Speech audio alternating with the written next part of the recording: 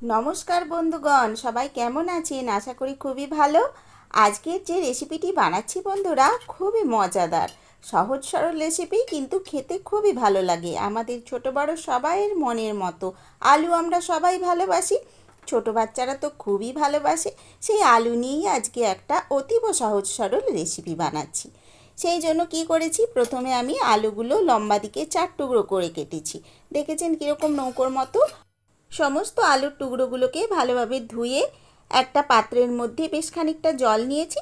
তারপরে ঢাকা চাপা দিয়ে তেজ আঁচে সেদ্ধ করতে দিয়েছি। এখন দেখুন পরিস্থিতি এরকম এসেছে, সেদ্ধ হয়ে গিয়েছে। আমি ঢাকনা খুলে একটু দেখে নিলাম, সুন্দরভাবে নরম হয়ে সেদ্ধ হয়েছে, অথচ চিটচিটে হবে না। এই দেখুন চামচ দিয়ে একটু কেটে নিলাম। এইরকম একটু শক্ত শক্ত টাইপের সেদ্ধ করে আমায় নামিয়ে নিতে হবে। তো যথারীতি আমি একটা থালার মধ্যে তুলে নিয়েছি। এই যে দেখুন বাটির মধ্যে আবার ঢেলে নিয়েছি সমস্ত আলুগুলো, আর নিয়েছি একটি ঝাঁঝরি কাঁটা চামচ আর এমনি প্লেন চামচ। কি করব দেখতে থাকুন। তারপরে আমি কাঁচি দিয়ে শুকনো লঙ্কাগুলো এইভাবে টুকরো টুকরো করে কেটেছি। চিলি ফ্লেক্স নিজেই বাড়িতে বানিয়ে নিয়েছি, একটা প্লেটে রেখে দিয়েছি সাইজিয়ে। তারপরে এইখানে নিয়েছি ধনেপাতা, তার ডাঁটিগুলো, শক্ত ডাঁটিগুলোতে বেশ সেন্ট হয়, সেই জন্যই আমি এই কাঁচি দিয়ে ডাঁটিগুলো প্রথমে টুকরো করে কেটে নিচ্ছি। ছোট্ট ছোট্ট করে টুকরো করছি। ধীরে ধীরে এইভাবে ডাঁটিগুলো টুকরো করে নেওয়ার পর পাতাগুলোকেও এবার একটু ছোট ছোট আকারে কাঁচি দিয়ে কেটে নিচ্ছি। সমস্ত কাজটা কমপ্লিট হয়ে গেলে এক ধারে আমি এই প্লেটের মধ্যে এগুলো সাজিয়ে গুছিয়ে রেখে দেব। বন্ধুগণ, আলু দিয়ে অনেক রকম রেসিপি হয়, সহজ আজকের রেসিপিটি বানাচ্ছি। অতীব সুস্বাদু হয়, বেশ আমাদের মুখরোচক হয়, সেই জন্য এইভাবে বানাচ্ছি, দেখতে থাকুন। আর ওই প্লেটের মধ্যে আমি ধনেপাতা, লঙ্কার টুকরোর পাশে একটু প্রয়োজন মতো লবণ নিয়ে রেখে দিয়েছি। এখন করছি এই ঝাঁঝরিটা যে নিয়েছি, মানে এই গ্রেটারটার মধ্যে এই আলু, সেদ্ধ আলুগুলো এইভাবে ঘষে নিচ্ছি।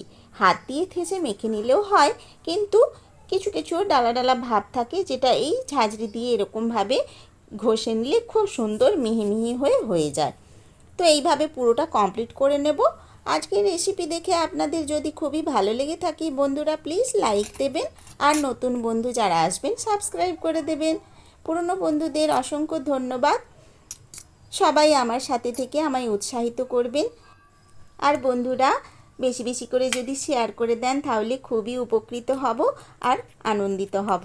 আমার রেসিপিগুলি সকলের কাছে তাহলে পৌঁছে যেতে পারবে। তো যথারীতি আমি সমস্ত আলুটা গ্রেটারে গ্রেট করে নেবার পর এবার কাঁটা চামচ দিয়ে আরও একটু ভালোভাবে মাখিয়ে নিয়েছি। এখন একে একে উপকরণ যোগ করে নিচ্ছি। ধনেপাতার কুচিগুলো প্রথমে দিয়ে দিলাম, সমস্তটাই দিয়ে দেব, দেখতে সুন্দর লাগবে আর খেতেও খুব ভালো লাগে। ধনেপাতার একটা মিষ্টি গন্ধ থাকে, সেটাই খুবই ভালো লাগে বন্ধুরা।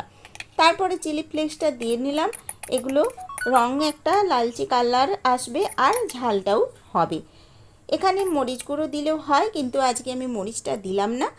এই ঝাল লাল লঙ্কার কুচিগুলোই দিয়ে নিলাম, লবণটাও দিয়ে নিয়েছি। এবার বন্ধুরা কি করছি, সামান্য বলতে আলুটার পরিমাণটা অনেকটাই রয়েছে, তো আমি বড় চামচের 1 চামচ মতো কর্নফ্লোরটা নিয়ে নিলাম। দেখুন আর একটুখানি দিয়েছি, বেশি দিলে ভালো হবে না।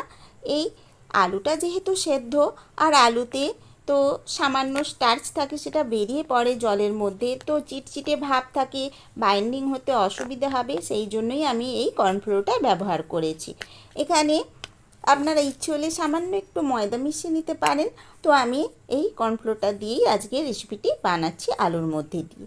তো এবার সমস্তটা মাখিয়ে নেওয়ার পর সুন্দর একটা কালার আনার জন্য সামান্য একটু হলুদ ব্যবহার করেছি। তারপর এই হাতের আঙুলগুলো দিয়ে ঠেসে একটু ভালোভাবে মিশিয়ে নিলাম। দেখুন এখন এরম পরিস্থিতি এসেছে, চিটচিটে ভাব রয়েছে, তবুও সুন্দর একটা গোলা পাকানো হচ্ছে। এইরকমভাবে আমি ছোট ছোট বল বানিয়ে নেব। দেখুন বন্ধুরা, এরকমভাবে একটি দুটি করে আমি সমস্ত বলটা বানিয়ে নিচ্ছি। আপনারা দেখতে থাকুন সমস্তটা। প্লিজ প্লিজ বন্ধুরা কমেন্টস করে জানাবেন আপনাদের কতখানি ভালো লাগলো।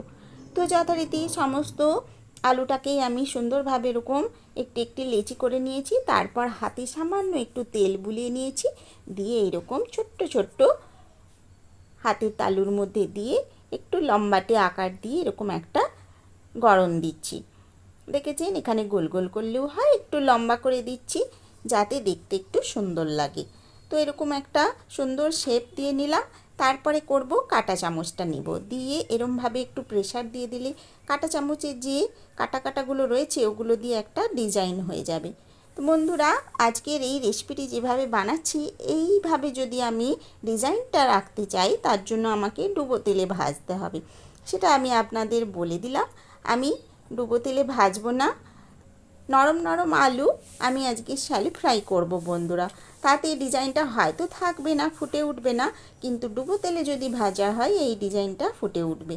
তো এইভাবে আপনারা শ্যালো ফ্রাইও করতে পারেন আর ডুবো তেলেও ভেজে নিতে পারেন।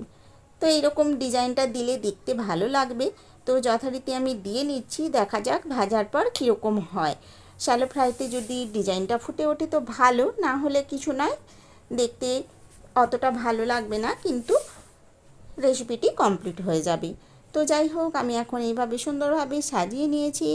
এই প্লেটের মধ্যে একটু তেল বুলিয়ে নিয়েছি, নালে চিটিয়ে যাবে, তুলতে অসুবিধা হবে।